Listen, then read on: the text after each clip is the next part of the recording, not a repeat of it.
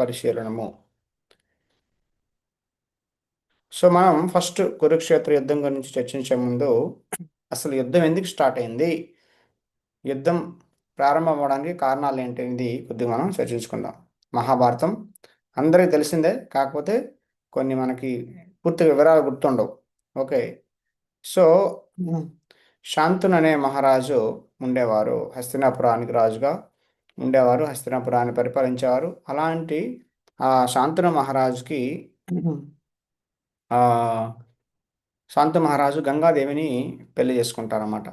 So గంగాదేవికి Shantanu మహారాజుకి భీష్ముడు పుడతాడు.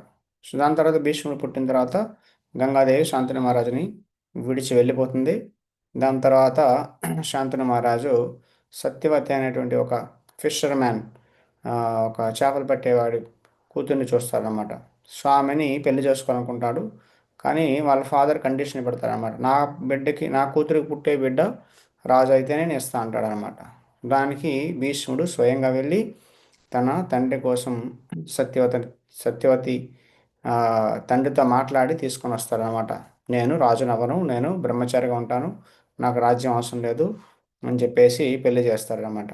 సో ఈ విధంగా శాంతను మహారాజుకి గంగాదేవి, దాని తర్వాత సత్యవతి, వీరిద్దరు కూడా ఆ, భార్యలు అవుతారనమాట. అఫ్కోర్స్ సత్యవతికి ఆల్రెడీ వ్యాస మహర్షి పుడతారనమాట.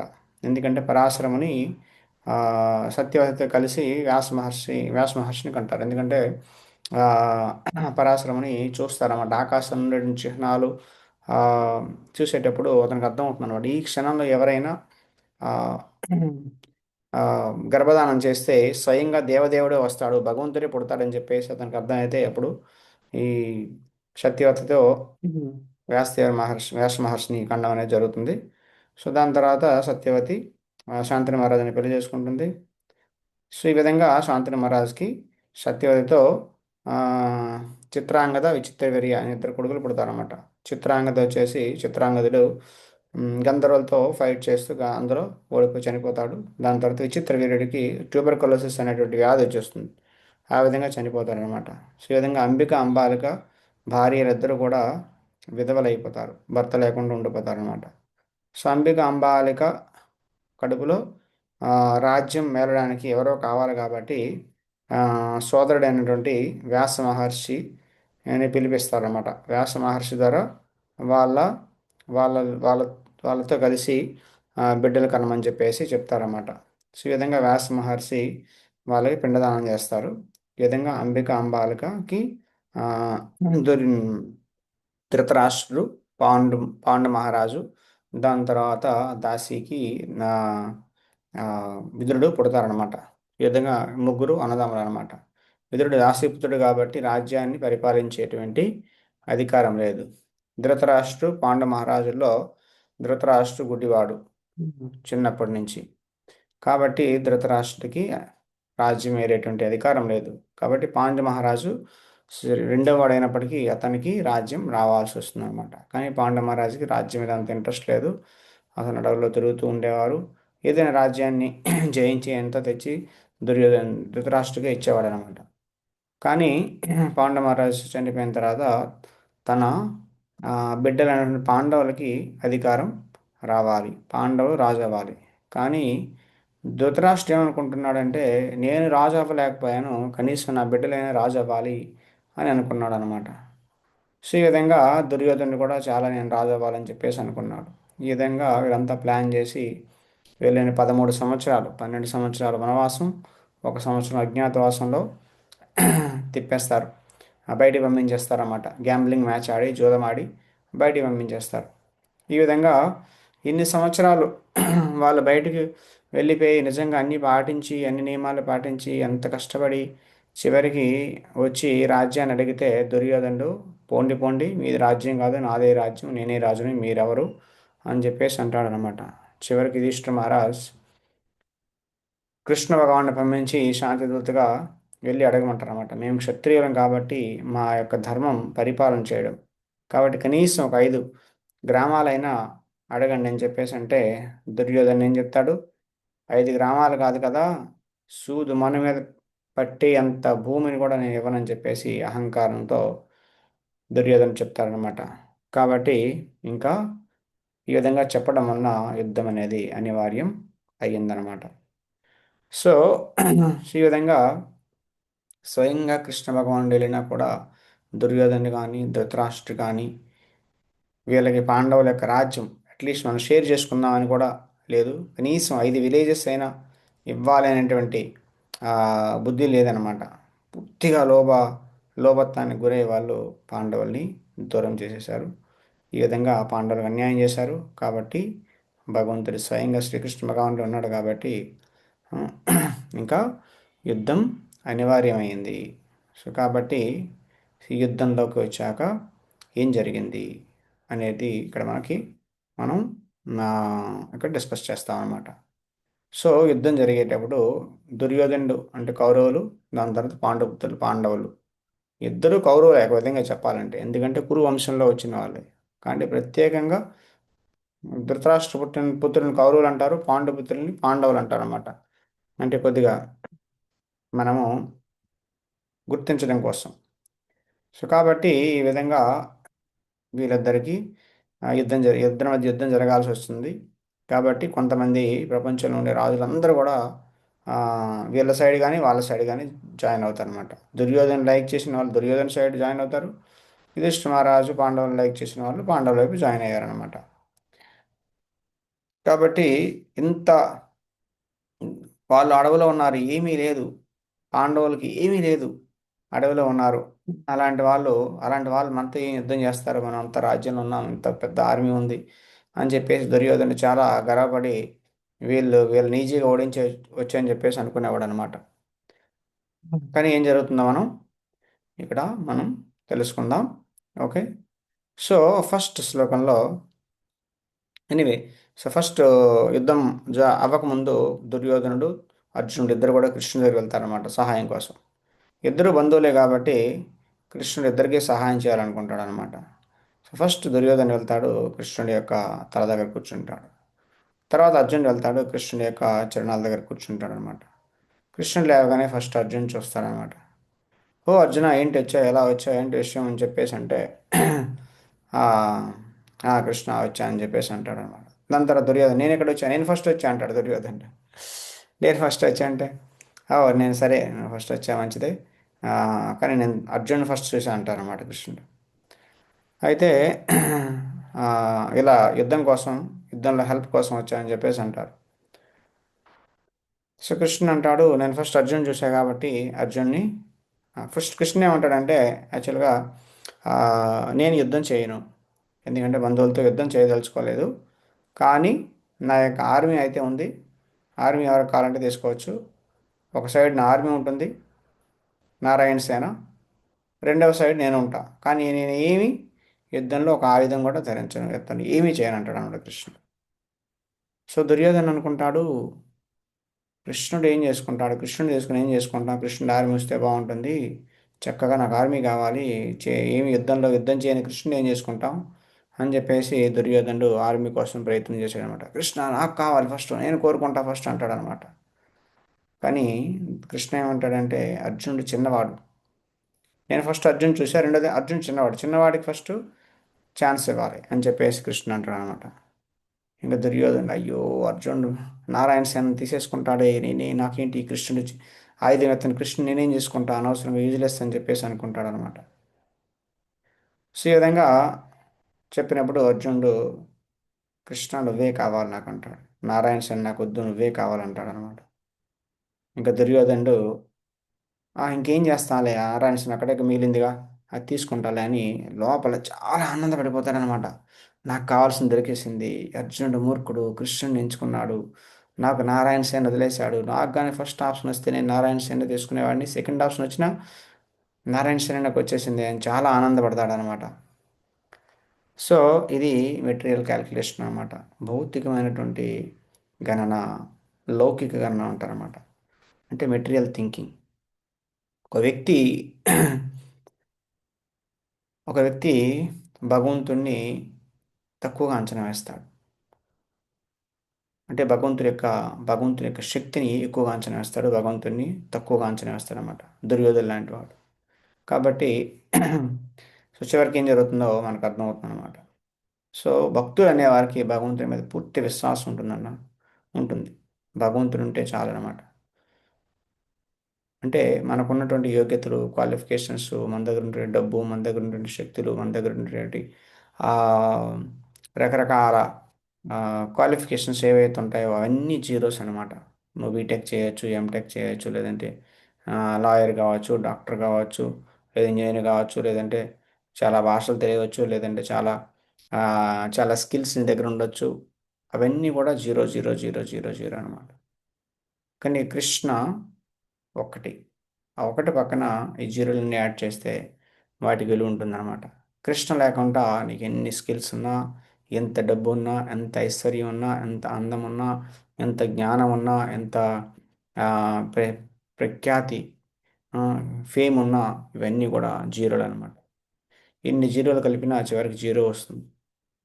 కాబట్టి అర్జునుడు ఆ, తెలుసు అనమాట, కృష్ణ ఉంటే డెఫినెట్గా మనకి విజయం వస్తుందని అర్జునుడికి తెలుసు. దుర్యోధన మాత్రం కృష్ణుని యొక్క శక్తిని అర్థం చేసుకోలేకపోయాడు అనమాట.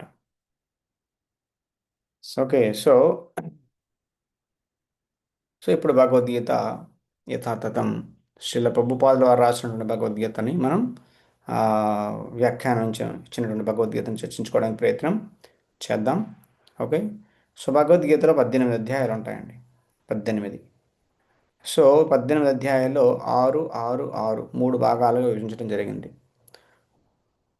సో ఒక ఏదైనా జ్యువెల్ బాక్స్ తీసుకున్నాం అనుకోండి. అందులో బాక్స్ పైన పెట్టి కప్పు ఉంటుంది, కింద పెట్టి ఉంటుంది, మధ్యలో ఆర్నమెంట్ అనేది ఉంటుంది అనమాట.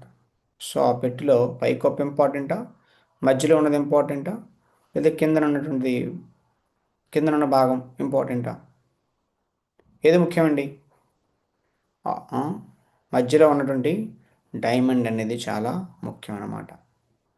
అదేవిధంగా లేదా మనం క్రీమ్ బిస్కెట్స్ కొంటాం. ఇటు అటు బిస్కెట్ ఉంటుంది, మధ్యలో క్రీమ్ ఉంటుంది అనమాట. చిన్నపిల్లలు చూస్తే క్రీమ్ తినేస్తారు ఫస్ట్, ఆ బిస్కెట్ అన్ని పారేస్తారనమాట. వాళ్ళ క్రీమ్ అంటే చాలా ఇష్టం. అవునా కదండి? అందరికీ క్రీమ్ అంటే ఇష్టం బిస్కెట్స్ కన్నా. సో అదేవిధంగా మధ్యలో భగవద్గీత మధ్యలో ఉండేటువంటి 6 అధ్యాయాలు అనేవి చాలా చాలా ఇంపార్టెంట్ అనమాట. సో మొదటి 6 అధ్యాయాలు ఆమ్, పేటీ యొక్క కింద భాగం, చివరి 6 అధ్యాయాలు ఈ పెట్టి యొక్క పై భాగం అన్నమాట, ఉపరితల భాగం. మధ్యలో ఉన్నటువంటి పెట్టిలో ఉన్నటువంటి మధ్యలో ఉన్నటువంటి అధ్యాయాలు యాక్చువల్గా నిజమైనటువంటి దివ్య ఆభరణం అన్నమాట. సో భగవద్గీతలో ఉన్నటువంటి మొదటి 6 అధ్యాయాలు, చివరి 6 అధ్యాయాలు తీసేసి మధ్యలో ఉన్నటువంటి 6 అధ్యాయాలు చాలా చాలా ఇంపార్టెంట్ అనమాట. అంటే మొదటి 6, చివరి 6 ఇంపార్టెంట్ కాదని కాదు, అది ఇంపార్టెంట్. కానీ మధ్యలో ఉన్నది ఇంకా చాలా ఇంపార్టెంట్ అనమాట. సో భగవద్గీత చదివే ముందు భగవద్గీత యొక్క గీతా మహాత్మ్యం అని చెప్పేసి శ్రీపాద శంకరాచార్యుల వారు రాశారనమాట. భగవద్గీత యొక్క మహిమల్ని స్తుతిస్తూ కొన్ని శ్లోకాలు రాశారు. వాటిని చర్చించడానికి ప్రయత్నం చేద్దాం. సో మొదటి శ్లోకం ఏంటంటే, గీతాశాస్త్రమిదం పుణ్యం యా పఠేత్ ప్రియతా పుమాన్ విష్ణో పదమవాప్నోతి భయశోకాదివర్జిత. గీతాశాస్త్రం ఇదం పుణ్యం. ఈ గీత భగవద్గీత అనేది చాలా అద్భుతమైన గ్రంథము. దీన్ని యా పఠేత్ ప్రయతాపమాన్, చాలా జాగ్రత్తగా శ్రద్ధగా దీన్ని చదివి చదివి దాని యొక్క సూచనని సరిగా పాటిస్తే ఆ వ్యక్తి భయ శోకాది వర్జిత, భయము పోతుంది, శోక కష్టాలు ఆందోళనలు అన్నీ పోతాయి అన్నమాట. అండ్ చివరికి విష్ణు పదమవాప్నోతి, చివరికి విష్ణు లోకానికి వెళ్తాడని చెప్పేసి చెప్పడం జరిగింది అనమాట. గీతాశాస్త్రం ఇదం పుణ్యం. సో రెండవ శ్లోకం, గీతధ్యయనశీలస్య ప్రాణాయామపరస్య చ నైవ సంతి హి పాపాని పూర్వజన్మ కృతాని చ. ఎవరైనా భగవద్గీత శ్రద్ధాపూర్వకంగా, హృదయపూర్వకంగా చదివితే ఆ వ్యక్తి భగవంతుడి యొక్క దయ వలన అన్ని చెడ్డ కర్మలు, పాపాల నుంచి, పాపాల యొక్క గతంలో చేసిన పాపాల ఫలితాలు అతని మీద ఏమాత్రం పనిచేయనమాట. పూర్వజన్మ కృతాని, గత జన్మలో చేసిన పాపాలు ఏవి, పాప ఫలితాలు మనకు రావు. నిత్యము భగవద్గీత చదివితే చూడండి ఎంత, భగవద్గీత చదివితే ఎంత లాభమో. ఉమ్, ఎవరు చదవాలి భగవద్గీత అంటే ప్రతి ఒక్కరూ చదవాలండి. ఇక్కడ చెప్పడం జరిగింది చూడండి. భగవద్గీత అనేది యంగ్ పీపుల్ ఎవరైతే ఉన్నారో పిల్లవాళ్ళకి ఈ విధంగా జీవించాలి చెప్తుంది భగవద్గీత. ముసలి వాళ్ళకి ఏ విధంగా మరణించాలో చెప్తుంది. ఎందుకంటే మరణం అంటే అందరికీ భయం, కానీ భగవద్గీత చదివితే మృత్యు అనేటువంటి భయం పోతుందన్నమాట. కాబట్టి చాలా ఇంపార్టెంట్. చాలా వ్యక్తి 60 సంవత్సరాలు రాగానే లేదా 70 సంవత్సరాలు రాగానే భయపడుతుంటాడు అనమాట. నేను చచ్చిపోవాలి, నేను చచ్చిపోవాలి, నేను చచ్చిపోతాను, అయ్యో అయ్యో అని చెప్పేసి బాధపడతాను. కానీ చావు అనేది అనివార్యం, ఎవరూ తప్పించలేరు. కానీ దాన్ని ఎలా ఫేస్ చేయాలి, ఆనందంగా ఎలా ఫేస్ చేయాలి, భయం లేకుండా ఎలా ఫేస్ చేయాలో భగవద్గీత చెప్తుంది. జ్ఞానం లేని వాళ్ళకి భగవద్గీత జ్ఞానాన్ని ఇస్తుంది.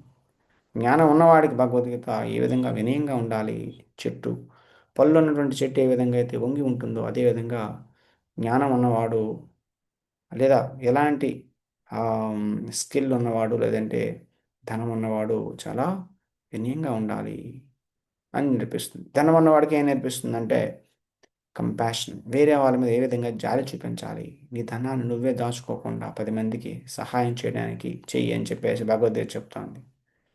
సో ఈ విధంగా బలహీనులకి బలం ఇస్తుంది, బలంగా ఉన్న వాళ్ళకి దిక్కునిస్తుంది, డైరెక్షన్ ఇస్తుంది, మార్గదర్శకాన్ని ఇస్తుంది అనమాట. సో ఈ విధంగా అలసిపోయిన వాళ్ళకి ఏ విధంగా వాళ్ళు ప్రశాంతంగా ఉండాలో చెప్తుంది. అదేవిధంగా దుఃఖంలో ఉన్న వాళ్ళకి, ఇబ్బందుల్లో ఉన్న వాళ్ళకి ప్రశాంతత ఏ విధంగా వస్తుందో చెప్తుంది. పాపాత్మలకు మోక్షం ఎలా వస్తుందో చెప్తుంది.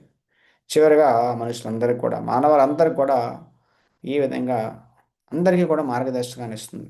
ఈ విధంగా మనిషి జీవించాలి, ఈ విధంగా మనిషి ధర్మ మార్గంలో నడుచుకోవాలి, చక్కగా మంచిగా ఉండాలి, చెడు అలవాట్లు గురి కాకుండా ఏ విధంగా చెడుని పక్కన పెట్టి మంచి మార్గంలో నడవాలనేది భగవద్గీత మనకి నేర్పిస్తుంది అనమాట. మూడో శ్లోకం. మల నిర్మోచనం పుంసం జలస్నానం దినే దినే సకృద్గీతామృత స్నానం సంసారమల నాశనం. మల నిర్మోచనం పుంసం, జలస్నానం చేస్తే ప్రతిరోజు నీటితో స్నానం చేస్తే మన శరీరంలో మురికంతా పోతుంది. కానీ గీతామృతం అనేటువంటి ఈ భగవద్గీత చదివి ఈ గీతామృతం స్నానం చేస్తే, ఈ గీతామృతంలో స్నానం చేయడం అంటే భగవద్గీత చదివితే ఏమవుతుంది, సంసారం అల నాశనం. ఈ భౌతిక శరీరానికి ఉండే మలం పోతే పోతుందా, సరిపోతుందా, సరిపోదు. సంసారం అలా అంటే మన మనస్సు, మన యొక్క బుద్ధి, మన యొక్క అంతరాత్మలో ఉన్నటువంటి చెడు కోరికలు, అనర్థాలు, రకరకాల ఆ, చెడు వాసనలు అన్నీ కూడా పోతాయి అన్నమాట. సంసారమలం అంటే ఈ సంసారంలో ఎన్నో జన్మల నుంచి పేరుకుపోయినటువంటి చెడు కోరికలు, కామక్రోధ లోభాలన్నీ కూడా పోతాయన్నమాట భగవద్గీత చదివితే. నాలుగవ శ్లోకం. గీతా సుగీతా కర్తవ్యా కిమన్యై శాస్త్ర విస్తరై యా స్వయం పద్మనాభస్య ముఖ పద్మాద్ వినిసృత. గీతా సుగీత కర్తవ్య. సో యా స్వయం పద్మనాభస్య, పద్మనాభ అంటే ఎవరండి, కృష్ణ భగవానుడు. ముఖ పద్మాత్, భగవంతుడి యొక్క నోటిలో నుంచి వచ్చినటువంటి భగవద్గీత ఎంత గొప్పదంటే, ఈ భగవద్గీత ఉంటే ఇంకే గ్రంథం అవసరం లేదు, ఒక్క శాస్త్రం సరిపోతుంది. ఎందుకంటే ఇది భగవంతుడి యొక్క నోటిలో నుంచి వచ్చింది, భగవంతుడి యొక్క పాదాల నుంచి వచ్చినటువంటి గంగాదేవి ఎంత పవిత్రమైంది, ఎంతమందిని పావనం చేస్తుంది, ఎన్ని లోకాల్లో ఉండే వాళ్ళని పావనం చేస్తుంది. భగవంతుడి యొక్క పాద స్పర్శ వలన గంగాదేవికి అంత పునీతం చేసేటువంటి శక్తి వచ్చింది. సో భగవంతుడి పాదాల నుంచి వచ్చిన గంగకి ఎంత శక్తి ఉంటే భగవంతుడి నోట్లో నుంచి వచ్చినటువంటి భగవద్గీతకి ఎంత శక్తి ఉంటుందండి. అఫ్ కోర్స్ భగవంతుడి యొక్క పాదాలకి భగవంతుడి యొక్క నోరుకి ఎలాంటి భేదం లేదు, ఎందుకంటే భగవంతుడు పరమసత్యం. కాబట్టి భగవంతుడి యొక్క ప్రతి అంగము అన్ని అంగాలతో సమానం అన్నమాట. కానీ భగవద్గీత అనేది ఇంకా పవర్ఫుల్ అనమాట. గంగా నదిలో స్నానం చేసిన దానికన్నా ఇంకా ఎక్కువ పవర్ఫుల్గా పనిచేస్తుంది రెగ్యులర్గా మనం భగవద్గీత మాత్రం చదివితే అని శంకరాచార్య వాళ్ళు చెప్తున్నారు. భారతామృత సర్వస్యం విష్ణువక్రాది నిశ్రుత గీతా గంగోదకం పీత్వా పునర్జన్మన విద్యతే. సో ఎవరైతే ఈ భగవద్గీత అనేటువంటి ఆ, గంగాజలం తాగితే మోక్షం వస్తుంది. ఓకే, గీతా గంగోదకం పీత్వా, ఆ, ఈ గీతా గంగోదకాన్ని తాగితే ఇంకా వాళ్ళకి ఏం వస్తుంది, వాళ్ళ గురించి ఏం చెప్పాలి అంటున్నారు అనమాట. కాబట్టి భగవద్గీత మహాభారతంలోని అమృతకాండం. సో స్వయంగా విష్ణు వక్త అని భగవంతుడు విష్ణువు శ్రీకృష్ణుడి చేత స్వయంగా చెప్పబడింది. 6వ శ్లోకం. సర్వోపనిషదో గావో దోగ్ధా గోపాలనందన పార్థో వత్సః సుధీర్భోక్త దుగ్ధం గీతామృతం మహత్. సర్వ ఉపనిషత్ అంటే అన్ని ఉపనిషత్తుల్ని గావు అంటే ఒక గోవుతో పోల్చుకుంటే దుగ్ధ గోపాలనందన కృష్ణుడు పాలు పితికేవాడు. పార్థ వత్సః పార్థ అంటే అర్జునుడు. అర్జునుడు దూడ అనమాట, దూడ లాంటి వాడు. సుధీర్భోక్త దుగ్ధం గీతామృతం మహత్. సో కృష్ణుడు పితికే పాలు ఏంటండి? ఆ పాలే భగవద్గీత అనమాట. ఫస్ట్ ఆ పాలు ఎవరికి ఇస్తారు? ఫస్ట్ దూడ తాగితేనే, తల్లి దగ్గర దూడ తాగితేనే పాలు వస్తాయి కదండి. కాబట్టి కృష్ణుడు ఫస్ట్ పితికి ఎవరికి ఇస్తున్నాడు? అర్జునుడికి ఇస్తుండ ఆ పాలు. అర్జునుడు దూడ అనమాట. మిగతా పాలన్నీ తెచ్చుకొని ఎవరు తీసుకుంటారు? మిగతా ఇంట్లో వాళ్ళందరూ కూడా తీసుకుంటారు అనమాట. అదేవిధంగా అర్జునుడికి ఫస్ట్ ఈ ఉపనిషత్తులన్నిటి యొక్క సారాన్ని భగవంతుడి పితికి, పాలులా పితికి, అది ఒక గోవుతో పోల్చుకుంటే అందులో పాలు పితికి సారం అన్నమాట, గోవు యొక్క సారం. గోవులో చాలా ఆమ్, గోమూత్రం ఉపయోగపడుతుంది, ఆ, గోవు యొక్క గోమయం ఉపయోగపడుతుంది, అన్నీ ఉపయోగపడతాయి. కానీ పాలు అనేది అన్నిటికన్నా ముఖ్యం కదా, మిగతా వాటికన్నా. మిగతావి ఉపయోగపడతాయి కానీ పాలు అనేది ఇంకా ముఖ్యం. కాబట్టి ఈ భగవద్గీత అనేది ఈ అన్ని ఉపనిషత్తుల యొక్క సారం అన్నమాట. దాన్ని వెతికి ఫస్ట్ అర్జునుడికి ఇచ్చి దాని తర్వాత మిగతా ఆ భగవద్గీతని మనందరికీ అందజేస్తున్నాడు అనమాట. కాబట్టి సర్వ ఉపనిషత్తుల్ని గోవుతో పోల్చుకున్నారు. గోపాలుడుని కృష్ణునిగా చెప్పడం జరిగింది. అర్జునుడు వత్సహ, వత్స అంటే దూడగా చెప్పడం జరిగింది. దాని తర్వాత ఆ పాలు గీతామృతం భగవద్గీత పోల్చడం జరిగింది. సుధీర్భోక్త అంటే మిగతా మనందరం కూడా ఆ పాలని, మిగతా ఎక్స్ట్రా పాలు ఏవైతే ఉన్నాయో అది మనందరి కోసం అనమాట. ఇంకా చివరి శ్లోకం చాలా ఇంపార్టెంట్ శ్లోకం, 7వ శ్లోకం. ఏకం శాస్త్రం దేవకీ పుత్రగీతం ఏకో దేవో దేవకీ పుత్ర ఏవ ఏకో మంత్రస్తస్య నామాని యాని కర్మాపి ఏకం తస్య దేవస్య సేవ. చాలా ఇంపార్టెంట్ శ్లోకం అండి ఇది. ఏకం శాస్త్రం దేవకీ పుత్ర గీతం. ఒకే ఒక శాస్త్రం ఉండాలి, అందరికీ కూడా ఒకే ఒక శాస్త్రం ఉండాలి. అదేంటంటే దేవకి పుత్ర గీతం. దేవకి పుత్రుడు ఎవరండి? కృష్ణుడు. కంసుడు జైల్లో దేవకి పుట్టినవాడు ఎవడు? కృష్ణుడు. దేవకి పుత్ర గీతం, కృష్ణుడు పాడినటువంటి గీతం, సాంగ్ ఏంటిది? భగవద్గీత. ఒకే శాస్త్రం ఉండాలి మానవాళికి, ఏకం శాస్త్రం. ఏకో దేవా, ఒకడే దేవుడు ఉండాలి. దేవకి పుత్ర ఏవ, కృష్ణుడే. దేవకి పుత్రుడే, ఒకడే దేవుడు. ఏకో మంత్రస్తస్య నామాని యాని, ఒకే మంత్రం ఉండాలి. ఏకో మంత్రం అంటే ఒకే మంత్రం ఉండాలి. ఏ మంత్రం అనేది? తస్య నామాని యాని, అతని యొక్క నామంతో చేసినటువంటి మంత్రం, నామం కలిగినటువంటి మంత్రం. హరే కృష్ణ హరే కృష్ణ కృష్ణ కృష్ణ హరే హరే, హరే రామ రామ రామ హరే హరే. అంతేకాదు కర్మాపి ఏకం తస్య దేవస్య సేవ. కర్మ కూడా అందరికీ పని కూడా ఒకటే ఉండాలి. ఏంటది? తస్య దేవస్య సేవ, ఆ దేవుడి యొక్క, కృష్ణుడి యొక్క సేవ. అదొక్కటే అందరికీ ఉండాల్సినటువంటి కర్మ కూడా. కర్మాపి ఏకం, ఏకం అంటే ఒకటే. కాబట్టి శాస్త్రం ఒకటే ఉండాలి భగవద్గీత.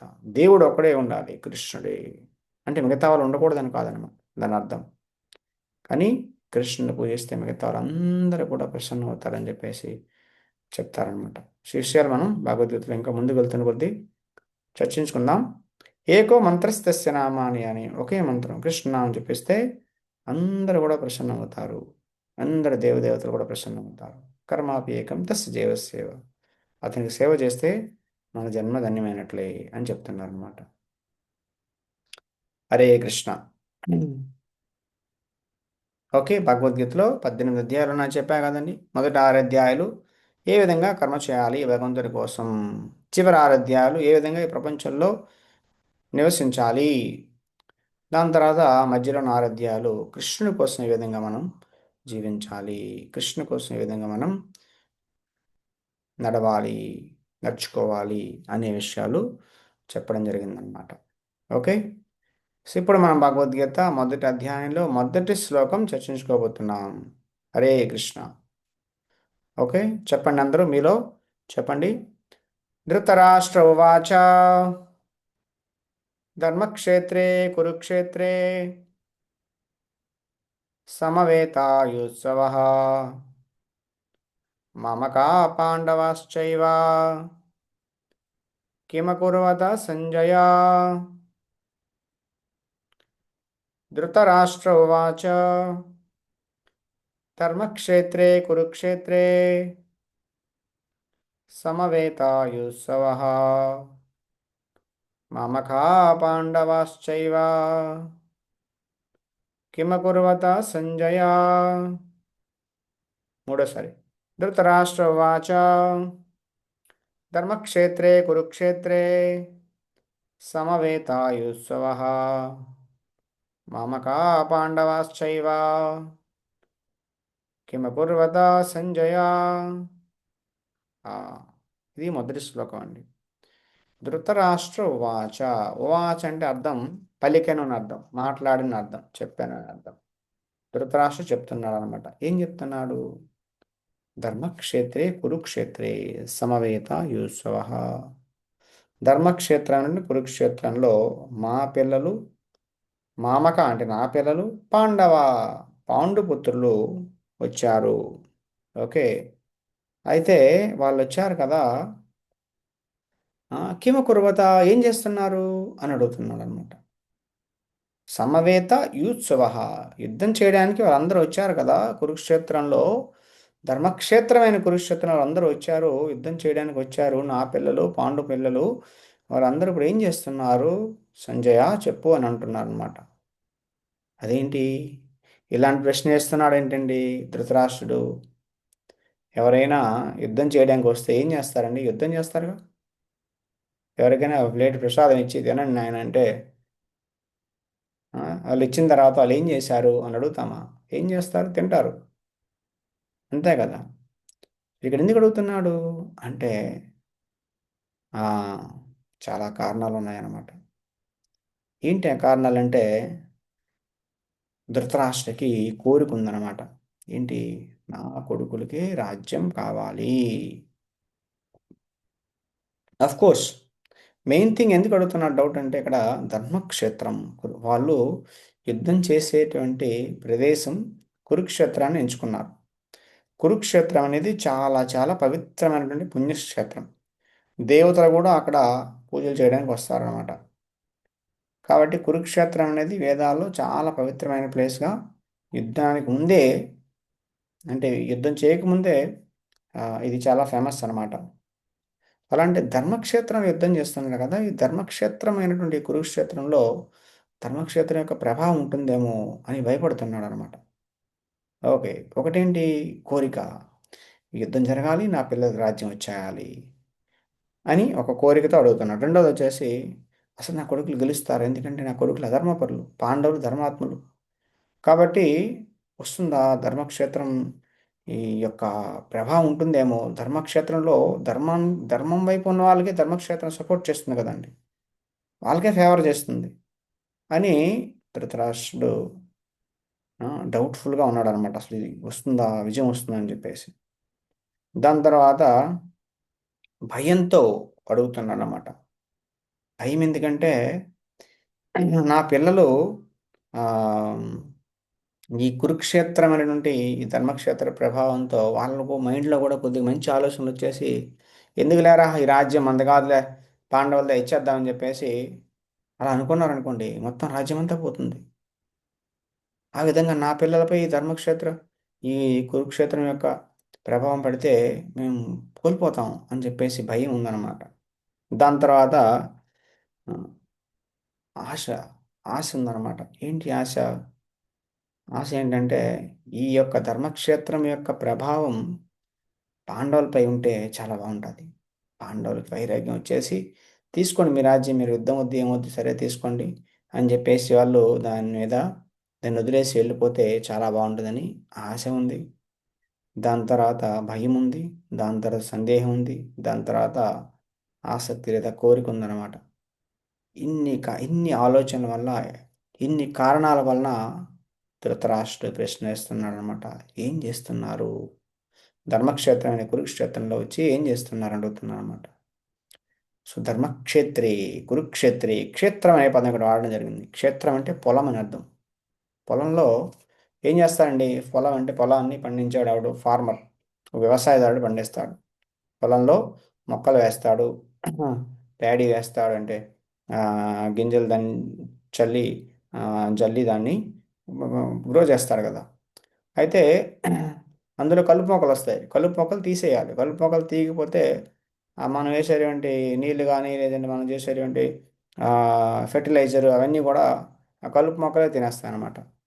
కాబట్టి అసలైన మొక్కలకి పంట సరైనటువంటి పోషణ అందదు. అందుకని చెప్పేసి కలుపు మొక్కలు తీసేస్తారు. కాబట్టి ఈ క్షేత్రం అనేటువంటి క్షేత్రంలో పొలంలో ఓన్లీ మంచి మొక్కలే ఉండాలి, కలుపు మొక్కలు ఉండకూడదు. అదేవిధంగా ఇక్కడ ఈ ధర్మక్షేత్రం అనే కురుక్షేత్రంలో ఇక్కడ మంచి మొక్కలు కలుపు మొక్కలు రెండు ఉన్నాయన్నమాట.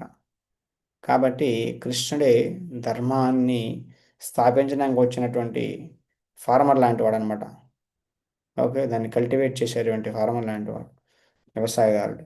కాబట్టి కృష్ణుడు డెఫినెట్గా ధర్మక్షేత్రం కలుపు మొక్కలను తీసేస్తాడు, ధృతరాష్ట్ర పిల్లల్ని ఏరేసి పారేస్తాడనే విషయం ధృతరాష్ట్రకి ఆ, తెలియాలన్నమాట. ఓకే, కాబట్టి అందుకని చెప్పేసి దీన్ని ధర్మక్షేత్రం అని కూడా చెప్పడం జరిగిందన్నమాట, క్షేత్రం అని కూడా చెప్పడం జరిగిందనమాట. ఓకే, దాని తర్వాత ఇది మొదటి శ్లోకం. రెండవ శ్లోకం ఆల్రెడీ ఈ విషయం మనం చర్చించాం. ఏంటంటే ఈ రెండవ లెసన్ పాఠం ఏంటంటే, సో ఇక్కడ దేవుడు పక్షాన ఉండడం, ఆ, దేవుడి పక్షాన ఉండడం లేదా మన బుద్ధితో, రాజకీయ బుద్ధితో, కుశలతతో మనం దేవుడి యొక్క ఆ, సైన్యాన్ని తీసుకొని నేను చాలా బలవంతుని, నా దగ్గర ఎక్కువ సైన్యం ఉందని చెప్పేసి అనుకొని ఇదే చాలా గొప్ప దేవుడు కన్నా అని అనుకోవడం, అలాంటి బుద్ధి కలిగి ఉండడం అనమాట. ఈ రెండిట్లో ఏది గొప్పది? దేవుడు పక్షాన ఉండడమే గొప్పది. దేవుడి పక్షాన ఉండడమే గొప్పది అనేది మనకి ఇక్కడ అర్థమవుతుంది అనమాట. రాజకీయ పొలిటికల్ మెంటాలిటీ అనమాట. రాజకీయ ఈ ధోరణి ఏదైతే ఉంటుందో అది ఎంత తెలివైన వాడైనా, ఎంత ట్రిక్స్ ప్లే చేసినా ఆపోజిట్ పార్టీలో భగవంతుడు ఉంటే నువ్వేమీ చేయలేవు అని మనకి ఇక్కడ అర్థమవుతుంది అనమాట. ఈ 2 నుంచి 11 శ్లోకం వరకు. సో రెండో శ్లోకం వచ్చేసి దుర్యోధనుడు ద్రోణాచార్య దగ్గరికి వెళ్తాడనమాట. దుర్యోధన రాజు అయినప్పుడు కూడా ద్రోణాచార్య దగ్గరికి వెళ్తాడు. ఎందుకు వెళ్తాడు అంటే తన గురువు పట్ల చాలా రెస్పెక్ట్ ఉన్నట్లు నటిస్తున్నాడు అనమాట.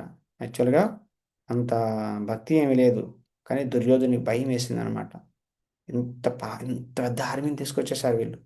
వీళ్ళు ఏం వస్తారు, పాండవులు 5గురే, మేము 100 మంది ఉన్నాం, మేమే గెలుస్తామని పూర్తి కాన్ఫిడెన్స్తో దుర్యోధన ఉన్నాడు. కానీ వాళ్ళ యొక్క ఆర్మీని చూసేసరికి దుర్యోధనుడి గుండె దడదడలాడుతుంది అనమాట. ఇంతమంది ఆర్మీ వచ్చేసారని చెప్పేసి. కాబట్టి భయం వేస్తుంది అనమాట. కానీ భయాన్ని బయటికి చెప్తే అందరూ నవ్వుతారు కదా. అందుకని చెప్పేసి దుర్యోధనుడు గురువు దగ్గరికి వెళ్తున్నాడు అనమాట. చెప్పి అందరినీ స్ట్రాంగ్ చేయాలి, అందరినీ మన గుప్పే మన గుప్పెట్లో పెట్టుకోవాలి, నా గ్రిప్లో పెట్టుకోవాలి అని చెప్పేసి ఇక్కడ పాలిటిక్స్ ప్లే చేస్తున్నాడు అనమాట దుర్యోధనుడు. సో ఈ విధంగా చెప్తున్నాడు అనమాట. పాండ్ ఎక్కడికి వచ్చాడు? దుర్యోధనుడు ద్రోణాచార్య దగ్గరికి వస్తాడు. గురువైనటువంటి ద్రోణాచార్య దగ్గరికి వచ్చి చెప్తాను అనమాట. పశ్యైతాం పాండపుత్రానామాచార్య మహతీం చముం వ్యూఢం ద్రుపదపుత్రేణ తవ శిష్యేన ధీమత. ఏం చెప్తున్నాడండి? పశ్యైతాం చూడు, పాండుపుత్రానాం పాండవులను చూడు, గురువారు, ఆచార్య మహతీం చముం వ్యూఢం ద్రుపదపుత్రేణ తవ శిష్యేన ధీమత. ఎంతమంది ఆర్మీలు వచ్చారో చూడండి, ఎంతమంది సేనలు వచ్చారో చూడండి అని చెప్తున్నారు. వ్యూఢం ద్రుపదపుత్రేణ. ద్రుపదపుత్రుడు ఎవరండి? దృష్టద్యుమ్నుడు. తవ శిష్యేన అంటే నీ శిష్యుడైన దృష్టద్యుమ్నుడే నీ ఎదురు పార్టీలో అంత ఆర్మీని అంత చక్కగా అరేంజ్ చేశాడు అని చెప్తున్నాను అనమాట. ఈ ఒక్క మాటలోనే చాలా రాజకీయం ఉంది, చాలా పాలిటిక్స్ ఉన్నాయి. ఎందుకు చెప్తున్నాడు? చాలా కారణాలు ఉన్నాయన్నమాట. దుర్యోధనుడు ఫస్ట్ వచ్చేసి ఆ, ద్రోణాచార్య గురించి చెప్తున్నాడు అనమాట. ఏ ద్రోణాచార్య చిన్నప్పుడు ఒక విషయం చెప్పాలి ఫస్ట్. ద్రుపద పుత్ర అంటే ద్రుపది తెలుసు, ద్రౌపది తండ్రి. ద్రౌపది ద్రుపద మహారాజు, ఆ, దాని తర్వాత ద్రోణాచార్యులు ఇద్దరు ఫ్రెండ్స్ అన్నమాట.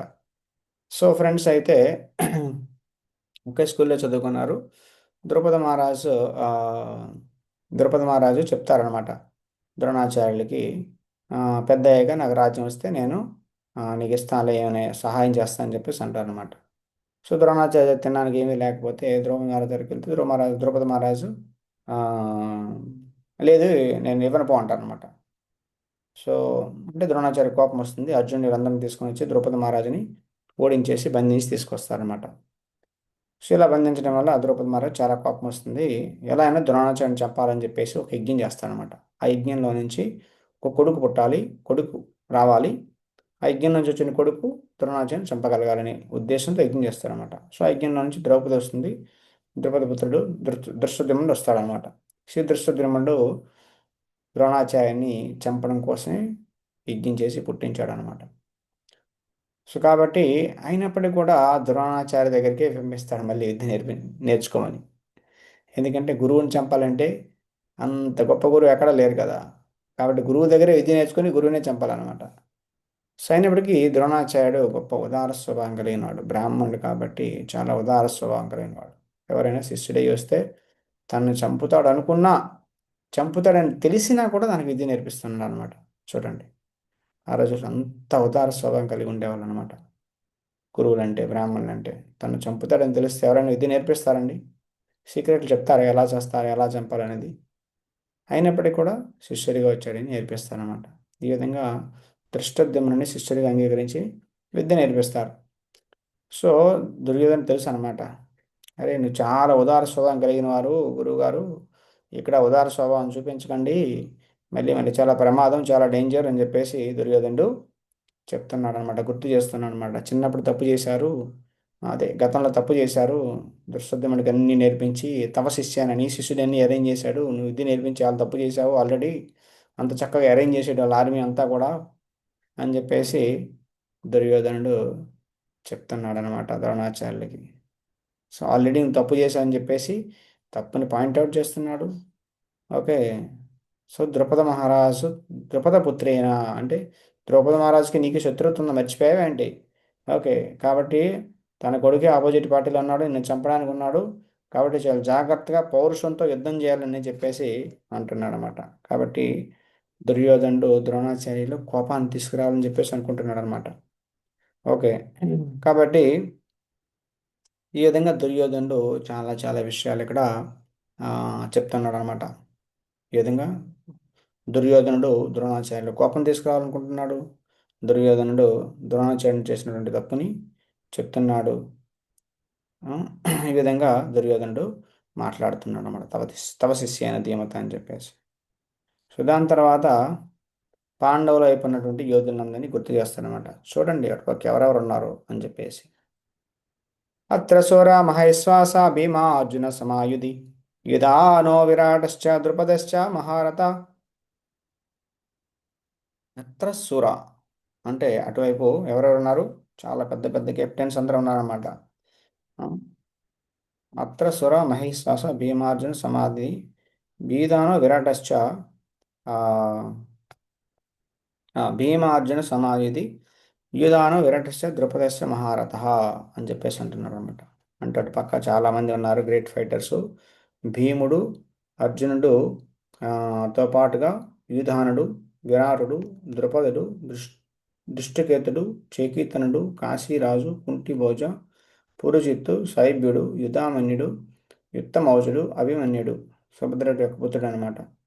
దాని తర్వాత ద్రౌపది యొక్క ఐదుగురు పుత్రులు, వాళ్ళ పేర్లు ప్రతివింధ్య, శృతసేన, శృతకీర్తి, శతానిక, శృతకర్మ. వీరందరూ కూడా మహారథులు. మహారథులు అంటే చాలా గొప్పవాళ్ళు అనమాట. అంటే ఒక రథి, అర్ధరథి, అతిరథి, మహారథి అంటారనమాట. అంటే ఒక 1-to-1 ఫైట్ చేసేవాడు రథి అనమాట. అతిరథి అంటే 100 మంది, 1000 మంది, అలా అనమాట, 1,00,000 మంది. ఇలా 1,00,000 మందితో ఫైట్ చేసే వాళ్ళని నెంబర్స్ ఉంటాయన్నమాట. వాళ్ళకి నెంబర్స్ ఉంటాయన్నమాట. ఈ లెవెల్ వరకు రతి, అర్ధరతి, అతిరథి, మహారథి అని ఉంటాయన్నమాట. వీళ్ళందరూ మహారథులు అనమాట. అంటే కొన్ని వేల మందితో వీళ్ళు యుద్ధం చేయగలుగుతారన్నమాట. వీళ్ళందరూ అటువైపు ఉన్నారని చెప్పేసి చెప్తున్నాను అనమాట.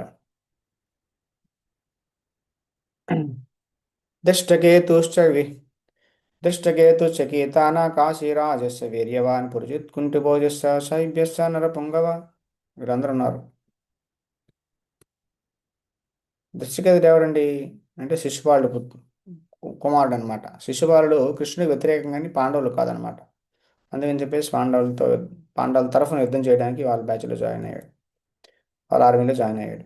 చకితానుడు విష్ణు వంశంలో యాదవుడు అనమాట. ధైర్యవంతుడు. కాశీకి రాజు పాండవుల పక్షాన పోరాడాడు.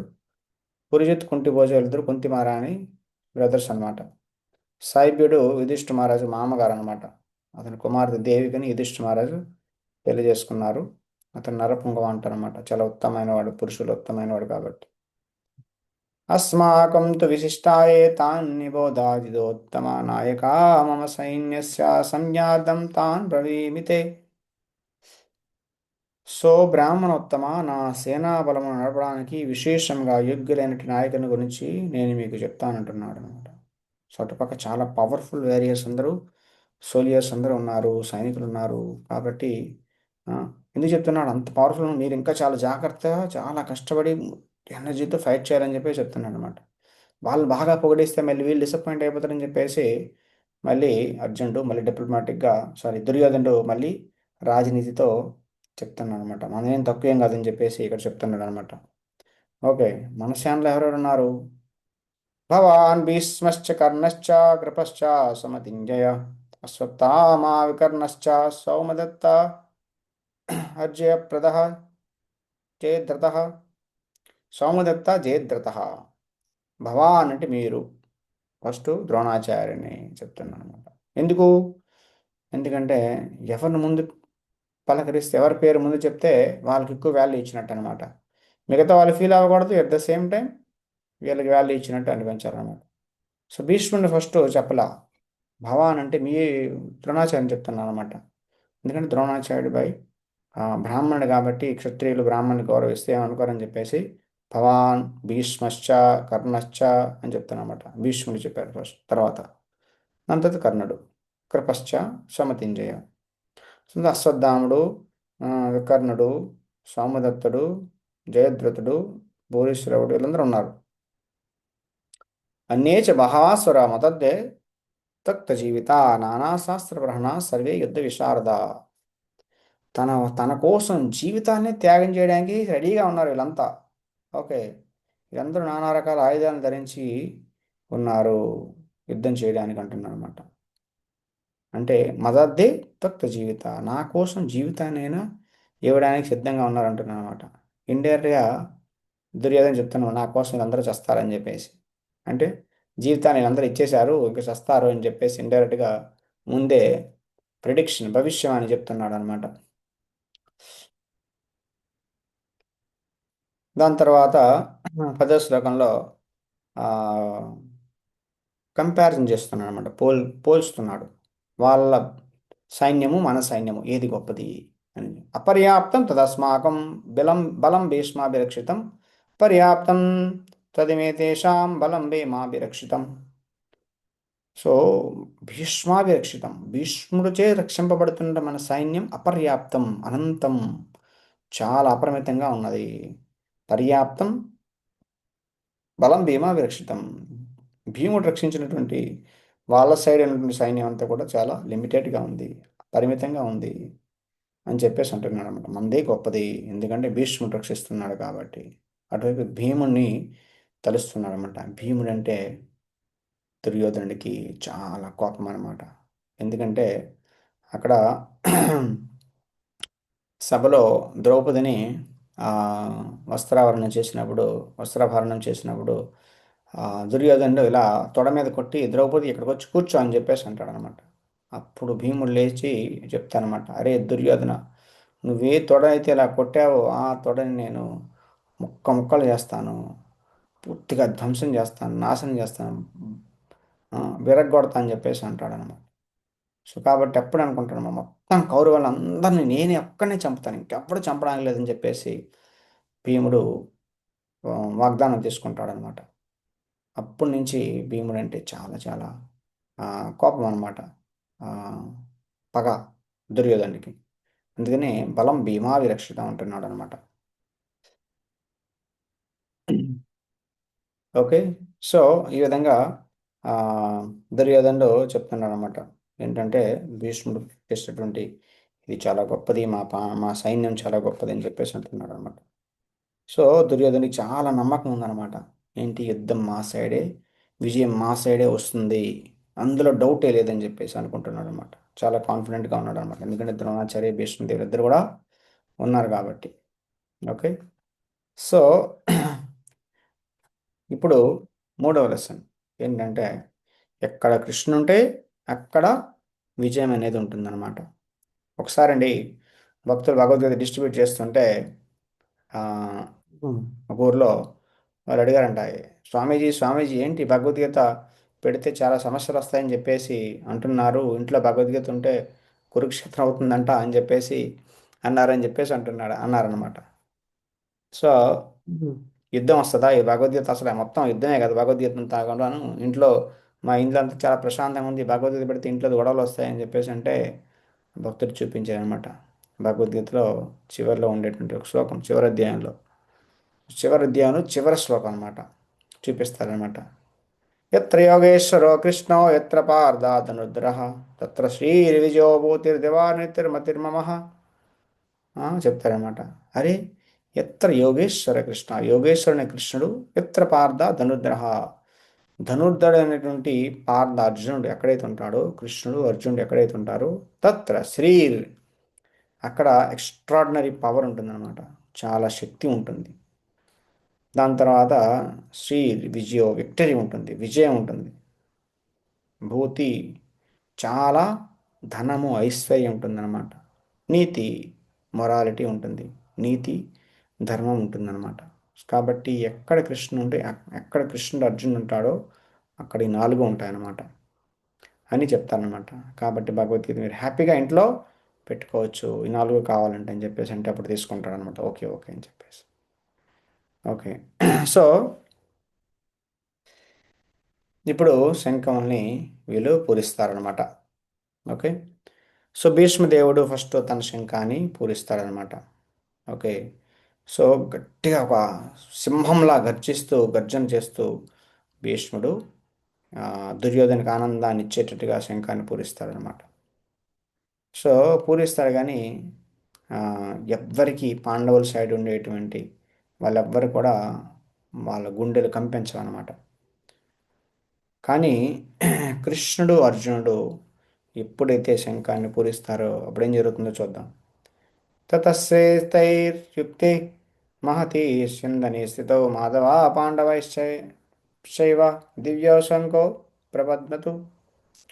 ఇక్కడ సంజయుడు ఏం చెప్తున్నాడు ధృతరాష్ట్రుడి కంటే, దివ్యో శంఖో, కృష్ణుడు అర్జునుడు, మాధవ అంటే కృష్ణుడు అనమాట. ఓకే. ఆ, ధవ అంటే హస్బెండ్ భర్త, మా అంటే లక్ష్మి, లక్ష్మీ మాత, లక్ష్మీ లక్ష్మీదేవి పతి అని మాధవ అంటారు అనమాట. కృష్ణుడు పాండవశ్చైవ అర్జునుడు. శంఖాలు దివ్యవు శంఖో, వాళ్ళ శంఖాలని భౌతికమైనవి కాదు, దివ్యమైనవి. సో వాళ్ళు కూడా శంఖాన్ని పూరిస్తున్నారు అనమాట. ఓకే. సో అయితే తతశ్వేతైర్హయర్యుక్తే మహతే చందనే స్థితౌ మాధవా పాండవశ్చైవ దివ్య శంఖో ప్రపద్మతు. అంటే వీళ్ళు పూరించినటువంటి శంఖాల పేర్లు కూడా ఇక్కడ చెప్తున్నా అన్నమాట. కృష్ణుడు పూరించిన శంఖం పేరు పాంచజన్యం, అర్జునుడిది దేవదత్తం అంటారు, యుధిష్ఠిర మహారాజు శంఖాన్ని అనంత విజయం అంటారు, భీముడిది పౌండ్రం అంటారు, నకులుడిది సఘోష సుఘోష అంటారు, దాని తర్వాత యుధిష్ఠ సహదేవుడిది మణిపుష్పక అంటారు అన్నమాట. ఓకే. సో ఈ విధంగా శంఖాల పేర్లు ఉంటాయి. ఆ రోజుల్లో ప్రతిదీ కూడా చాలా పర్సనల్ రిలేషన్షిప్ అనేది ఉండేదన్నమాట. శంఖాన్ని కూడా పేరు పెట్టేవారు అనమాట, రథాన్ని కూడా పేరు పెట్టేవారు అనమాట. సో ఈ రోజుల్లో మనుషులనే జనాలు నెంబర్లు వేసి స్టాంపులు వేసి నెంబర్ 1 రండి అంటారు క్యూలో నిలబడితే ఎక్కడైనా, నెంబర్ 2 రండి అంటారు అనమాట. ఏ లైన్ వెళ్ళినా అదే అనమాట. అరే వాడు మనిషి, వాడు పేరుందనేది గుర్తించట్లేదు జనాలు. నెంబర్ 3 రండి, నెంబర్ 4 రండి అని చెప్పేసి నంబరింగ్ సిస్టమ్ పెడతారన్నమాట. క్యూ లైన్లో లేదంటే హాస్పిటల్లో లేదంటే ఎక్కడికి వెళ్ళినా అలా పెడుతూ ఉంటారన్నమాట. కానీ ఇక్కడ శంఖాలు కూడా పేర్లు ఉన్నాయి చూడండి. కృష్ణుడి శంఖాన్ని పాంచజన్యం అంటారు. ఈ విధంగా అంతా పర్సనల్గా ఉండేదన్నమాట. గుర్రాలకి, ఆవులకి, గోవులకి అన్నిటికీ పేర్లు ఉండేవన్నమాట. కాబట్టి చాలా పర్సనల్ రిలేషన్షిప్ ఉండడం వలన చాలా సాటిస్ఫాక్షన్ ఉంటుంది అందరికి కూడా అనమాట. ఓకే. సో ఇక్కడ కృష్ణుని హృషికేశ్ అని చెప్పడం జరిగిందనమాట. పాంచజన్యం హృషికేశో దేవదత్తం ధనంజయ పౌండ్రం దద్మ మహాశంఖో భీమకర్ణ వృకోదర. శ్రీదంక కృష్ణ భగవానుడు పాంచజన్యమైన శంఖాన్ని పూరిస్తాడు, అర్జునుడు దేవదత్తాన్ని పూరిస్తాడు. భోజన ప్రియుడు, ఘనమైన కార్యాలు చేసేవాడని భీముడు పౌండ్రం అనే తన శంఖాన్ని వృకోదర అనమాట. వృకోదర అంటే చాలా ఎక్కువ, ఉరక ధర ఉదర అంటే చాలా ఆకలేస్తుంది భీముడికి, చాలా తింటాడు. అలానే పని కూడా చాలా చేస్తాడనమాట. అంతే తప్ప చాలా భీముడిలా మనం ఎక్కువ తిని ఒక పడుకుంటూ కుదరదు అనమాట. తింటే దానికి తగ్గట్టు పని చేస్తే నువ్వెంతైనా తినచ్చు, తప్పేం లేదు. ఓకే. సో ఇక్కడిని పాంచజన్య హృషికేశ్ అంటున్నారు కృష్ణుడు. ఎందుకంటే హృషిక్ అంటే ఇంద్రియాలు. మన యొక్క అన్ని ఇంద్రియాలని కృష్ణుడే కంట్రోల్ చేస్తారనమాట. అందుకని చెప్పేసి మనం శరణాగతం అయితే, కాబట్టి కృష్ణుని శ్రీకేష్ అంటారనమాట. అర్జునుని ధనంజయ అంటారు, ధనాన్ని తెస్తారనమాట. యుధిష్ఠిర మహారాజ్ కోసం ఒకసారి యజ్ఞం చేయాలంటే అర్జునుడు ఉత్తర దిశకు వెళ్ళి చాలా ధనాన్ని తీసుకొస్తారనమాట, బంగారాన్ని. అందుకే ధనంజయ అంటారనమాట. భీముని వృకోదర అంటే ఎందుకంటే అతనికి చాలా తింటాడు, చాలా గొప్ప పనులు కూడా చేస్తారనమాట. అందుకని చెప్పేసి దాని తర్వాత ఇంకా వీళ్ళే కాదనమాట. కాశీరాజుడు, శిఖండి, దృష్టద్యుమ్నుడు, విరాటుడు, సాత్యకి, ద్రౌపదులు, ఆ, ద్రౌపది పుత్రులు, అభిమన్యులు, వీళ్ళందరూ కూడా వాళ్ళ యొక్క రెస్పెక్టివ్ వాళ్ళ వాళ్ళ శంఖాలను కూడా వాళ్ళు కూడా పూరిస్తారనమాట. దాని తర్వాత దాని తర్వాత సంజయుడు ధృతరాష్ట్ర చెప్తున్నాడు అనమాట. దివ్యో శంఖం అని ఎందుకు చెప్తున్నాడు అంటే, వీళ్ళ శంఖాలు సాధారణమైనవి కావు, చాలా అసాధారణమైనవి, దివ్యమైనవి అని చెప్పేసి చెప్తున్నాడు. అంటే విక్టరీ వాళ్ళకే వస్తుంది, మనకి రాదు, నీకు రాదు అంటున్నాడు అనమాట. అఫ్కోర్స్ సంజయుడు ఇప్పుడు కృష్ణ యొక్క భక్తుడే అనమాట. కాబట్టి ధృతరాష్ట్రుడు, వాడి కొడుకులు వీళ్ళంతా వేసినటువంటి ఈ రాజనీతి ప్లాన్లన్నీ వాడికి తెలుసు అన్నమాట, అతనికి తెలుసు అనమాట. కాబట్టి వీళ్ళు ఎప్పుడూ గెలవరని అతనికి తెలుసు అనమాట. ఈ విధంగా సఘోషోదార్తరాష్ట్రాణం హృదయాని విదారయత్ నభశ్చా పృథివీం చైవ తుములో వ్యదనాద్యన్. ఆ శంఖాల ధ్వని అతి భీకరంగా ఉందంట. ఆకాశం భూమి రెండు కంపిస్తూ ధృతరాష్ట్ర పుత్రులు కౌరవుల యొక్క హృదయాన్ని బద్దలు చేసిందంట. అంత శబ్దం వచ్చిందనమాట. పాండవుల యొక్క సైన్యంలో ఉండేటువంటి మహారథులు పూరించేటువంటి శంఖాల ధ్వని కౌరవుల యొక్క కౌరవులు మరియు వాళ్ళ సైన్యంలో ఉండే వాళ్ళ హార్ట్స్ అన్నీ కూడా షేటర్ అయ్యాయి, హృదయాలు బద్దలైపోయాయి అనమాట.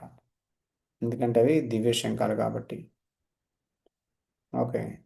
దాని తర్వాత అర్జునుడు తన అత వ్యవస్థిత దృష్ట్యా దాత్తరాష్ట్ర కపిధ్వజ. సో ఇక్కడ ప్రవృత్తే శస్త్ర సంప్రాతే ధనురుద్యమ్య పాండవ ఋషికేశం తదావాక్యం ఇదమహ మహీపతే. సో ఆ సమయంలో పాండు అర్జునుడు కపిధ్వజము కూర్చోబడిన రథంలో నిలిచిన వాడి ధనస్సును చేపట్టి బాణాలను విసరడానికి సిద్ధపడ్డాడనమాట. ఈ విధంగా ధృతరాష్ట్ర అనేది చూసి శ్రీకృష్ణ భగవానుడితో ఈ మాటలు పలుకుతారంట. కపిధ్వజ అంటే హనుమంతుడి యొక్క ఫ్లాగ్, హనుమంతుడి యొక్క జెండా ఉంటుందన్నమాట. హనుమంతుడి యొక్క జెండా ఉంటుంది. అర్జునుడికి ఇచ్చిన రథం అగ్నిదేవుడు ఇస్తాడు అర్జునుడికి. ప్లస్ అక్కడ హనుమంతుడు ఉంటాడనమాట. హనుమంతుడు రామాయణంలో రాముడికి విజయాన్ని తీసుకుని వస్తాడు. అవునా కదండి. రాముడికి సహాయం చేసి రావణుడి మీద యుద్ధం ప్రకటించి విజయాన్ని తీసుకొస్తాడు. అదే హనుమంతుడు ఇక్కడ కూర్చొని ఉన్నాడు అన్నమాట రథం మీద. ఓకే. సో ఈ విధంగా యాక్చువల్గా స్టోరీ ఉంటుందన్నమాట. ఒకసారి భీముడు ఇందులో పాండవులందరూ కూడా హిమాలయాల్లో తిరుగుతూ ఉంటే ఒకసారి ఒక ఆ, భీముడు వచ్చేసి ఒక లోటస్ ఫ్లవర్ తీసుకొస్తాడనమాట. ఒక తామర పువ్వు. దానికి 1000 రెమ్మలు ఉంటాయన్నమాట. చక్కగా చాలా పెద్దది. ద్రౌపదికి ఇస్తే ద్రౌపది యుధిష్ఠిర మహారాజుకి ఇవ్వాలని చెప్పేసి అనుకుంటుంది అనమాట. ఒకరు కాదు నాకు చాలా కావాలని చెప్పేసి అని చెప్తే ఆ, ఈ ఈ నదిలో గంగా నదిలో వస్తున్నటువంటి ఆ, రావడం చూస్తాడు. ఎక్కడి నుండి వస్తున్నాయని చెప్పేసి అలా నది ఒడ్డున అలా వెళ్తూ వెళ్తూ పైకి వెళ్తాడనమాట. ఎక్కడో ఒక దగ్గర ఈ తామర పువ్వుల యొక్క సోర్స్ అనేది ఉంటుంది. అక్కడికి వెళ్దామని చెప్పేసి వెళ్తాడనమాట. వెళ్తూ ఉంటే అడ్డంగా ఒక కోతి ఉంటుంది అనమాట. కోతి నిద్రిస్తుంది అనమాట. సో భీముడు ఎంత పవర్ఫుల్ అంటే చాలా చాలా పవర్ఫుల్ అనమాట భీముడు. అందుకని చెప్పేసి ఆ, భీముడు ఆ, ఇది చేస్తాడనమాట. కోతిని అడుగుతాడనమాట. ఏ కోతి పక్కకు రా అని చెప్పేసి. భీముడికి అడ్డంగా ఏం వచ్చినా పులులు సింహాలు వస్తే ఒక ఏమంటారు ఒక లెంపకాయ పీకితే పారిపోయావు అనమాట. అంత పవర్ఫుల్ అనమాట. చెట్లు వీటిని అన్నిటిని గదతో ధ్వంసం చేసేసాడు అనమాట. తిన్నా నడుచుకుంటూ వెళ్ళావు. ఈ కోతి వస్తే కోతి రెస్పెక్ట్తో గౌరవంతో ఏ కోతి లేవు అంటాడు అనమాట. సో ఆ కోతి ఏం చేస్తుందంటే నేను చాలా అలసిపోయి ఉన్నాను, సైడ్ నుంచి వెళ్ళిపోంటే మేము దాటి వెళ్ళాం, మనుషుల మీద నుంచి దాటి వెళ్ళకూడదు అంటాను అనమాట. అదే జంతువుల మీద నుంచి దాటి వెళ్ళకూడదు, తోక తీయ అంటాను అనమాట. నేను చాలా అలసిపోయి ఉన్నానండి, తీయలేనండి, కావాలంటే తోకను కొద్దిగా పక్కన జరిపి మీరు వెళ్ళిపోండి అంటాడు అనమాట. సరే అని చెప్పేసి తోకను ఎత్తడానికి ప్రయత్నం చేస్తే ఆ తోక కదలదనమాట. అంత బరువు ఉంటుంది. భీముడు అంటే అంత పవర్ఫుల్ వ్యక్తి. చెట్లని పీకి పారేస్తాడనమాట, పెద్ద పెద్ద మహావృక్షాలను. అలాంటి భీముడు ఈ కోతి తోకని ఎత్తలేకపోతున్నాడు అనమాట. అప్పుడు ఎత్తలేకపోతే చాలా కష్టపడతాడు. ఎత్తలేకపోతే అర్థం చేసుకుంటాడు అనమాట. ఇతను కోతి కాదు, ఇతను చాలా మహానుభావుడు అని చెప్పేసి. భీముడు మహానుభావ, మీరు ఎవరు నాకు తెలియదు, మీరు మహానుభావుల్లో ఉన్నారు, దయచేసి మీ యొక్క నిజ రూపాన్ని తెలియజేయండి అంటే అప్పుడు హనుమంతుడు చెప్తాడనమాట. నేను ఇలా రామదూత హనుమంతుడు అని చెప్పేసి అంటాడనమాట. సో కాబట్టి హనుమంతుడు కూడా వాయుపుత్రుడే, భీముడు కూడా వాయుపుత్రుడే అనమాట. సో మనం బ్రదర్స్. ఓకే, ఏం కావాలి అడుగంటే అప్పుడు భీముడు అంటాడనమాట, నాకు యుద్ధంలో హెల్ప్ కావాలంటే ఇప్పుడు హనుమంతుడు చెప్తాడనమాట. నువ్వు ఎప్పుడైతే యుద్ధంలో నేను అర్జునుడి యొక్క రథం మీద ఉంటా, జెండా రూపంలో ఉంటా, నువ్వు ఎప్పుడైతే అరుస్తావో, గర్జిస్తావో, యుద్ధం జరిగేటప్పుడు ఆ గర్జనలో నేను ఆ సౌండ్ ఇంకా యాడ్ చేసి అందులో ఇంకా గర్జన శత్రువుల భయాన్ని పుట్టేటట్టుగా నేను చేస్తాను అని చెప్పేసి హనుమంతుడు చెప్తాడనమాట. ఈ విధంగా నేను కురుక్షేత్ర యుద్ధంలో ఉంటానని చెప్పేసి అంటానమాట. కాబట్టి హనుమంతుడు కూడా ఉన్నాడనమాట కురుక్షేత్ర యుద్ధంలో. ఓకేనా. సో ఈ విధంగా హనుమంతుడు కపిధ్వజ అని చెప్పేసి ఈ ధ్వజ రూపంలో, ఫ్లాగ్ రూపంలో హనుమంతుడు కూడా ఉన్నాడనమాట. సో ఈ విధంగా ఇదంతా చూసిన తర్వాత అర్జునుడు రెడీగా అవుతాడనమాట యుద్ధం చేయడానికి. చుట్టుపక్కల ఎవరెవరు ఉన్నారు, ఎక్కడ ఉన్నారు అంత మొత్తం చూడాలిగా, ఎవరితో ఫైట్ చేయాలో. సో కాబట్టి కృష్ణుడితో ఈ విషయం చెప్తానమాట.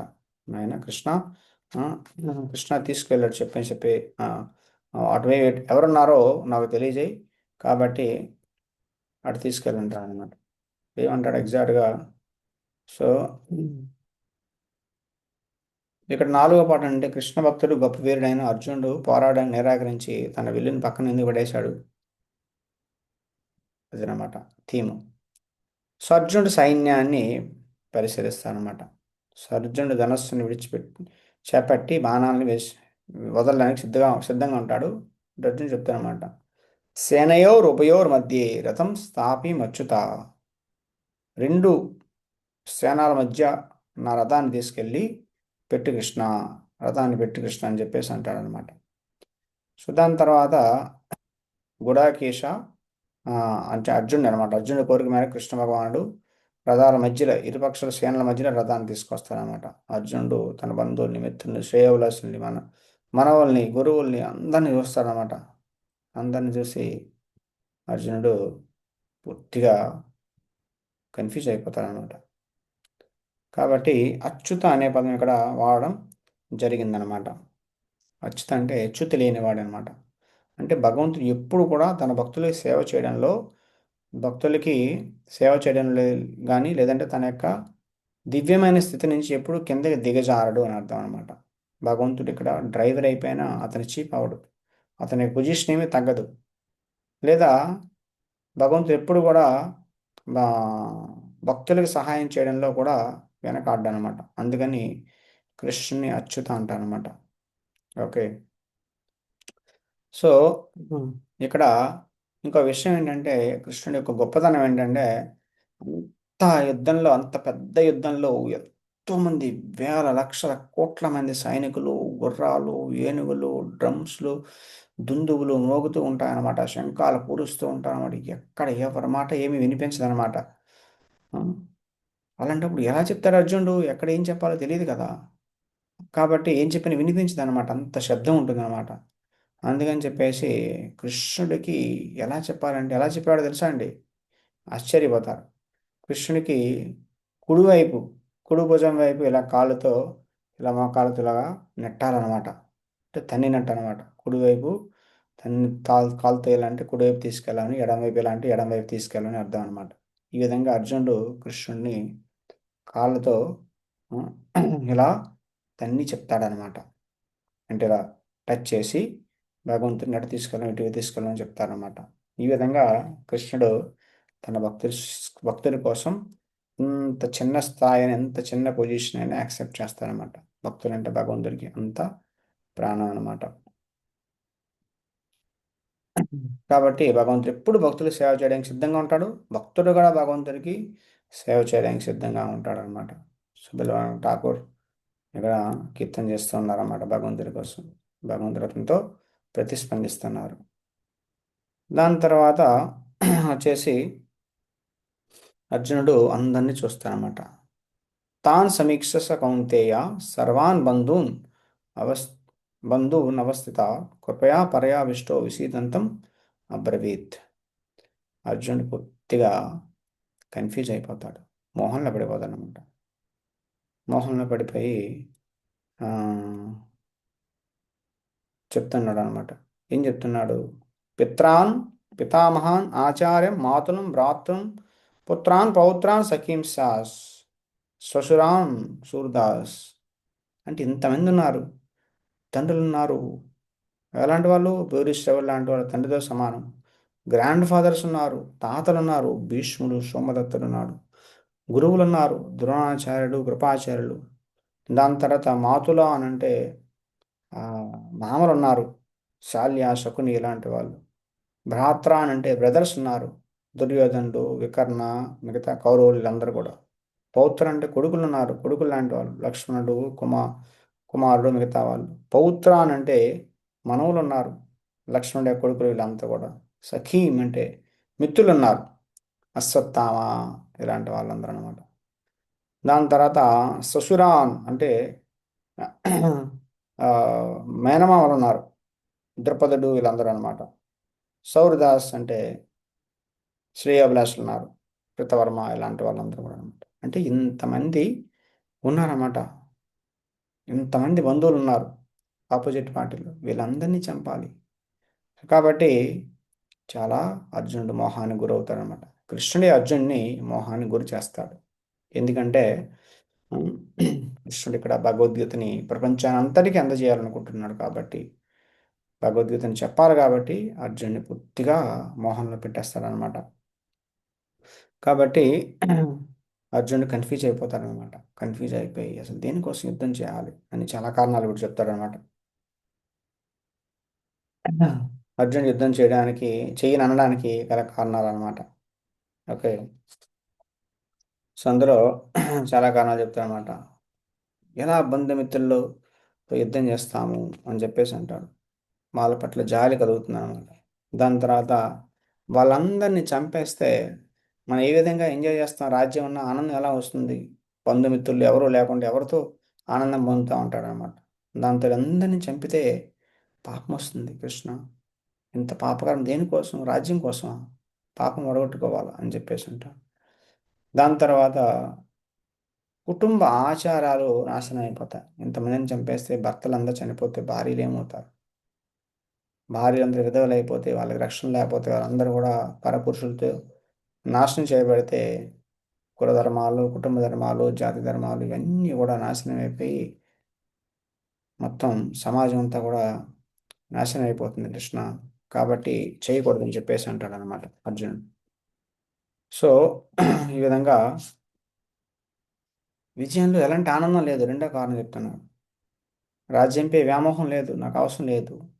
ఆ, నచ శ్రేయోను పశ్యామి హత్వా స్వజన మాహవే నకాంక్షే విజయం కృష్ణ నచ రాజ్యం సుఖాని చ. నాకు రాజ్యం అవసరం లేదు. సుఖం కోసం దీనికోసం ఈయన్ని చంపేసి విజయము రాజ్యం ఇవన్నీ ఏం చేసుకుంటాం కృష్ణ అని చెప్పేసి అంటున్నాడు అనమాట. బంధువులు లేకుంటే ఎలాంటి ఆనందం కలదు అంటున్నాడు అనమాట. పాపం పాపం సంక్రమించుకుంటుంది అనుకుంటున్నాడు అనమాట. సో దాని తర్వాత వాళ్ళకి అర్థం కావట్లా. వాళ్ళకి లోభావేశ చిత్తంతో వాళ్ళు లోభంతో వచ్చి మమ్మల్ని చంపాలనుకుంటున్నారు, కానీ వాళ్ళకి అది తెలియట్లా. కానీ మనం చేస్తే మనకి పాపం వస్తుంది, అంత వంశ నష్టం జరుగుతుంది. కులక్షయే ప్రణశ్యంతి కులధర్మ ఆ, చెప్తున్నాడు అనమాట. ఏంటంటే ఆ, నాలుగో కారణం కులక్షయ అంటే వంశం నాశనం అయిపోతుంది. ప్రణశ్యంతి కులధర్మ వంశ ఆచారాలు నాశనం అయిపోతాయి. దానివల్ల అధర్మం పెరిగిపోతుంది. దానివల్ల కుల స్త్రీలు కలుషితం అవుతారు. దాని తర్వాత అవాంఛనీయమైన సంతానం కలుగుతుంది. వర్ణ సంకరం అంటారు అనమాట. ఈ విధంగా కుటుంబ ఆచారాలన్నీ కూడా నష్టపరచడం వల్ల నరకానికి వెళ్ళాల్సి వస్తుంది. పతంత పితరో అంటే పిండక్రియలు ఆగిపోతాయి. ఎందుకంటే పుట్టిన పిల్లలు మంచివాళ్ళు కాకపోతే పూర్వీకులు చచ్చారా ఉన్నారా అనేది ఎవడో ఆలోచించడు అనమాట.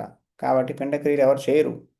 పిండక్రియలు ఎందుకు చేయాలి అంటే ఒకవేళ ఎవరైనా మన పూర్వీకులు ఎక్కడైనా పాపాల వలన ఒకవేళ ఎక్కడైనా దెయ్యం రూపంలో ఉండిపోతే వాళ్ళకి దేహం లభించకపోతే విష్ణు ప్రసాదం, పిండం అంటే విష్ణు ప్రసాదం వాళ్ళకి సమర్పణ చేస్తే ఆ యొక్క పుణ్యం వల్ల వాళ్ళు మళ్ళీ ఆ, దేహాన్ని పొందుతారనమాట.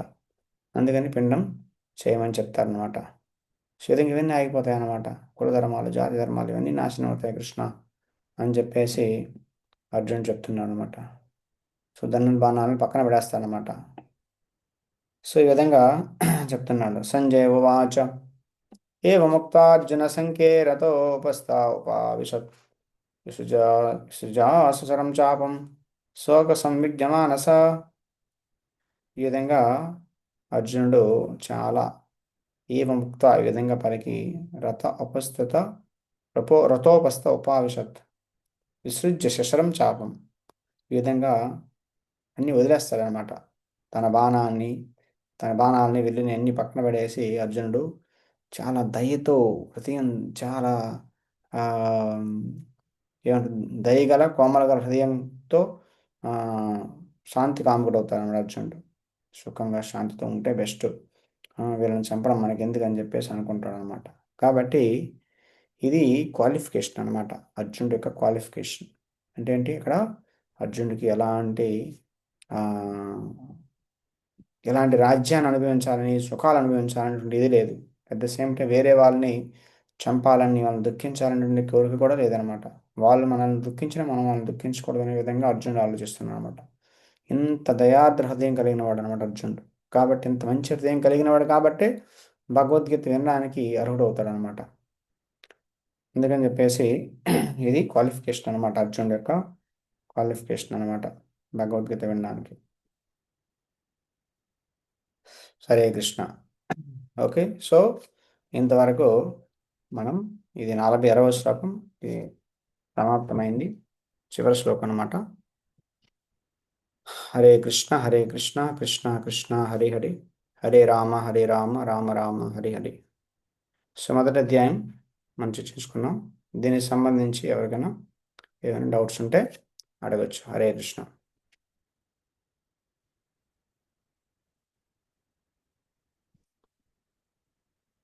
మీరు అన్మ్యూట్ చేసుకోవచ్చు. భగవద్గీత ఆచరణకు సంబంధించిన విషయాలు ఎవరైనా ఉంటే అడగచ్చు అనమాట. టూ మచ్ మహాభారతం అలాంటి క్వశ్చన్స్ అడగండి. ఎందుకంటే మహాభారతం అదే పెద్ద టాపిక్, చాలా ఇది పడుతుంది. కానీ దీనికి సంబంధించి ఉంటే అడగచ్చు. హరే కృష్ణ. హ్యాండ్ రైజ్ చేయండి. అందరూ ఒకేసారి అడిగినా మళ్ళీ ప్రాబ్లం వస్తుంది.